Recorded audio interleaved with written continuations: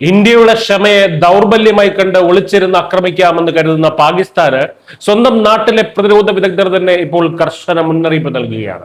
ഇന്ത്യയുടെ മണ്ണിലോ ജലത്തിലോ അടിസ്ഥാന സൗകര്യങ്ങളിലോ തൊട്ടാൽ പിന്നെ ഭൂപടത്തിൽ പാകിസ്ഥാൻ എന്നൊരു രാജ്യം ഉണ്ടാകില്ലെന്ന് യാഥാർത്ഥ്യം അവർ തിരിച്ചറിഞ്ഞിരിക്കുന്നു.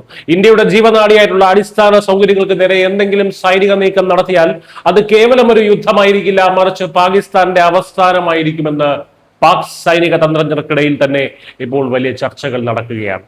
ഇന്ത്യയുടെ ഡാമുകൾക്കോ പ്രധാന ജലാശയങ്ങൾക്കോ നേരെ ആക്രമണം ഉണ്ടായാൽ അത് സാധാരണ യുദ്ധ പ്രകോപനമായി മാത്രം ഇന്ത്യ കാണില്ല എന്നതാണ് പാക് പ്രതിരോധ വിദഗ്ധർ കണ്ടെത്തിയ ഏറ്റവും വലിയ സത്യം.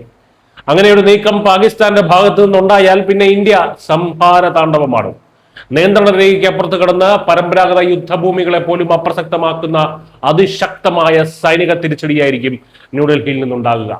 ലക്ഷ്യസ്ഥാനങ്ങൾ സൈനിക ക്യാമ്പുകളിൽ മാത്രം ഒതുങ്ങില്ല, പാകിസ്ഥാന്റെ സകല തന്ത്രപ്രധാന കേന്ദ്രങ്ങളും ഇന്ത്യൻ സൈന്യം ചുട്ടരിക്കും എന്ന് വിദഗ്ധർ മുന്നറിയിപ്പ് നൽകുന്നു. ആധുനിക യുദ്ധതന്ത്രങ്ങളിൽ പവർ ഗ്രിഡുകളും ഗതാഗത സംവിധാനങ്ങളും പോലെ തന്നെ രാജ്യത്തിന്റെ ജീവനാഡിയാണ് ജല അടിസ്ഥാന സൗകര്യങ്ങളും. വലിയ ഡാമുകളും റിസർവോയറുകളും ലക്ഷ്യമിടുന്നത് കേവലം കെട്ടിടങ്ങൾ തകർക്കുന്നത് പോലെയല്ല, മറിച്ച് കുടിവെള്ളം, വൈദ്യുതി, കൃഷി, വ്യവസായം എന്നീ മേഖലകളെയും അതിലൂടെ ലക്ഷക്കണക്കിന് സാധാരണക്കാരുടെ ജീവനെയും അപകടത്തിലാക്കുന്ന കൊടും ക്രൂരതയാണ്. ആണവായുധങ്ങൾ കൈവശമുള്ള ഇരു രാജ്യങ്ങളും തമ്മിലുള്ള ഏറ്റുമുട്ടലിൽ ഇത്തരം സിവിലിയൻ ലക്ഷ്യങ്ങൾക്ക് നേരെ പാകിസ്ഥാൻ തിരിഞ്ഞാൽ പിന്നെ നിയന്ത്രണാതീതമായ ഒരു യുദ്ധത്തിലേക്ക് കാര്യങ്ങൾ വഴിമാറുമെന്നും പാക് വിദഗ്ധർ ഭയപ്പെടുന്നു. അന്താരാഷ്ട്ര നിയമങ്ങളും ജനീവ കൺവെൻഷനും അനുസരിച്ച് സിവിലിയൻ ജനതയെ കൂട്ടക്കുരുതിക്കിരയാക്കുന്ന ഇത്തരം ഡാമുകൾക്കും നിർണായക സൗകര്യങ്ങൾക്കും നേരെയുള്ള ആക്രമണം നടത്തുന്നത് വലിയ യുദ്ധക്കുറ്റമാണ്.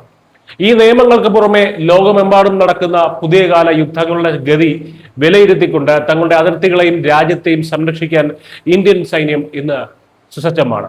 ചുരുക്കത്തിൽ പാകിസ്ഥാൻ വിദഗ്ധരുടെ ഈ റിപ്പോർട്ട് ഇന്ത്യക്കുള്ള മുന്നറിയിപ്പല്ല, മറിച്ച് പാക് സൈന്യത്തിനുള്ള അന്ത്യശാസ്ത്രമാണ്.